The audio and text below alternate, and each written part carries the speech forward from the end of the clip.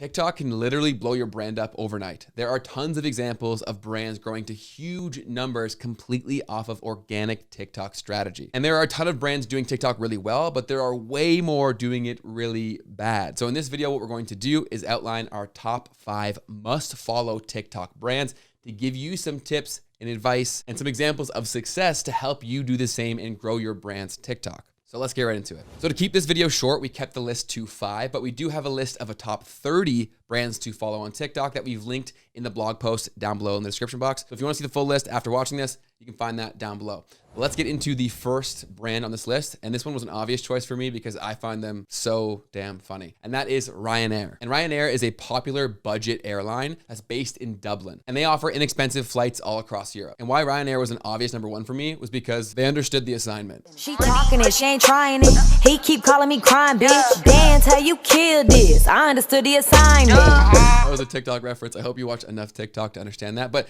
they understood TikTok culture and they leaned into it. And they did so in a way that is probably considered unsafe to many other brands out there, but they understood that it would work, so they did it heavily. They leaned into the negative parts of their brand and the negative elements of having a budget service or product, and they owned that completely in a very, very funny way. They often use a filter to superimpose human facial features onto their planes. And from there, they create this hilarious meme-style content that engages followers and really lightens their brand and makes it far more authentic. And they also leverage trends the right way. They build off of a trending sound or a trending type of video, but they do it very authentic to them and the brand that they have built on the platform. And this gives them a massive advantage because whenever anyone sees their kind of content, they know it's theirs right away, making it far more likely that they will watch it all the way through, which gets the video pushed way farther. So developing that unique style has been huge for their success. So what did they do well and what can we learn from them? They understood the desire for authenticity on TikTok and leaned into their brand with the good and the bad. They were just completely authentic about what they were, what they do, and how people feel about it. They also developed an unapologetic brand persona that humanized the brand and showed a sense of brand awareness and humor. They took a risk leaning into unsafe brand content and it paid off in a big way. So what can we learn from them? Well, first of all, sometimes you have to risk it to get the biscuit, as the saying goes. And owning who you are unapologetically, who your brand and who you are, can go a long way in establishing deep connections with your right people. TikTok is all about authenticity, so own who you are entirely, and it will do amazing things for you and your brand. The second brand we're going to cover today is Gymshark. And in case you've never heard of them, Gymshark is an athletic clothing brand that has blown up mostly off of the back of social media. And Gymshark did a ton of things well to build this presence on the platform. They had a super high volume of content and they did so consistently. They also had a big variety of content. So with that, they could experiment with different formats to see what worked and do more of that. They also did a phenomenal job working and collaborating with creators and other influencers that were already creating content on TikTok. And this is something that really is at the core foundation of Gymshark's success. They've always seen the value of collaborating with other creators and allowing them to create the kind of content that they want that resonates with their audience. So basically not trying to force anyone's hand and allowing the creator to actually create and communicate the best way they know how to the audience that they know the best because they've built it. And that's actually where a ton of brands go wrong, is they try to really force creators into a box and to create a very specific kind of content. And it just comes across flat and unauthentic to the people they're trying to reach in the first place. People came to follow and love the creators that they do for very specific reasons and for their content. And when brands get their hands on it too much, you can feel it and it's just off. And ironically, it does exactly the opposite of what the brand's intending to do, and it performs very poorly. They know that they're far more than just a strictly gym brand. So they did a great job of incorporating all different brand elements that went along with the Gymshark brand and the people who love them. And they worked that in very on culture for the TikTok platform. And here's what you can learn from Gymshark. The content doesn't need to be all about one person, nor does it need one face of the brand. In fact, building a content strategy more around the values of the brand gives you a lot more flexibility than having just one face. And the other major takeaway that you should leave with is to partner with creators when it makes sense, but do so with ones that align with your brand vision and the audience you're trying to reach, and then let them do their thing. Allow them to create the way that they create and allow your brand to amplify what they already want to make and be featured in that rather than trying to force the whole creative process. If I had to pick one thing that sets Gymshark apart as a brand historically, that's been the biggest differentiator. They've never tried to force creators into being anything that they're not. They just saw the value that they brought, the audiences that they had, and they let them do their thing. So you should absolutely do the same. Next on our list is a tried and true favorite whenever this conversation comes up, and that is Duolingo. Duolingo has blown up as an application because of TikTok. And for anyone who's unaware,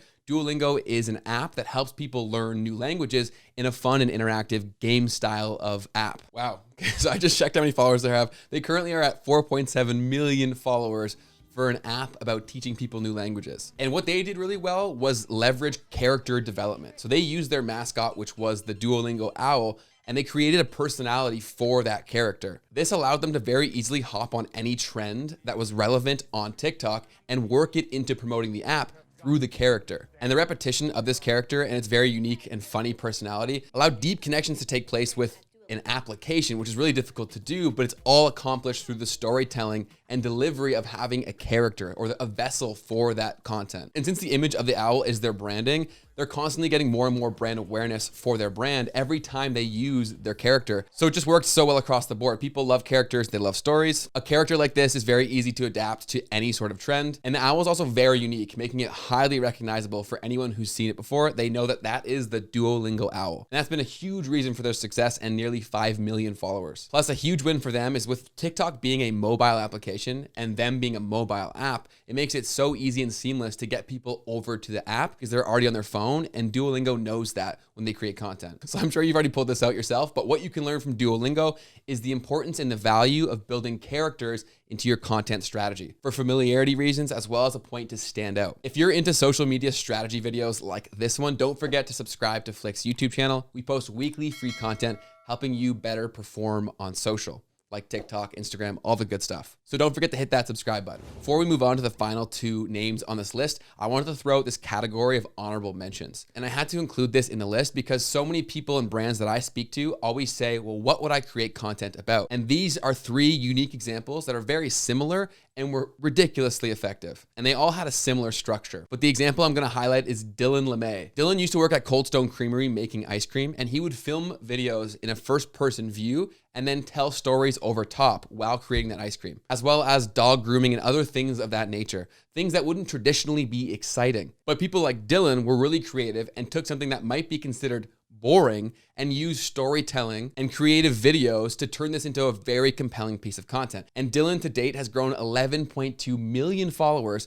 and turned his videos of making ice cream into his own ice cream shop in New York City, built completely off of making videos on TikTok. So that just goes to show you that it doesn't need to be crazy videos here. He was literally just making ice cream and told some stories, and he now has a massive following and his own business because of that. So get creative with your brand and your business and think about ways that you can make content creation easy, but also highly engaging and unique. And Dylan's a great example of that. But like I said, it's also been done with subs, dog grooming, a ton of other things that aren't traditionally exciting, and people found a very creative way to make it exciting and stimulating. And I'm confident that you can too. I had to include those in there because too often I hear there's nothing for me to make videos about for my brand. It's too boring. That's not true, okay?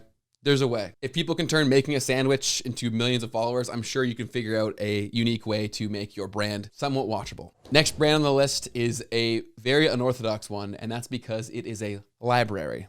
Yes, the thing with the books that you read. It is Fowlerville Library. The Fowlerville Library is a public library in, you guessed it, Fowlerville, Michigan. And this is another example of a boring brand that's killing it on TikTok. And I say boring in air quotes. I love books, but it's not traditionally exciting. And here's how they're crushing it. They gained a huge following and a significant amount of regular engagement on their TikTok profile by running a segment called 1-Star Review. And in this series, they read a 1-star review for a book on the internet and ask their audience to guess what the book is. And this is a super simple content structure that makes content creation super easy for them. And it makes for a ton of engagement from their audience because they want to guess and get it right. Plus, the reviews being 1 star are also pretty humorous, which adds some humor to the whole content series, which TikTok loves. So what can you learn from Fowlerville Library's TikTok strategy? Experiment with content series. Creating a series makes creating content so much easier. And once you find a series that hits, you can just keep going back to that well again and again and again. Also, try to get creative like they did and build in elements that make for better content, like humor, interactive elements, and other pieces that can make the whole piece of content and the series far more engaging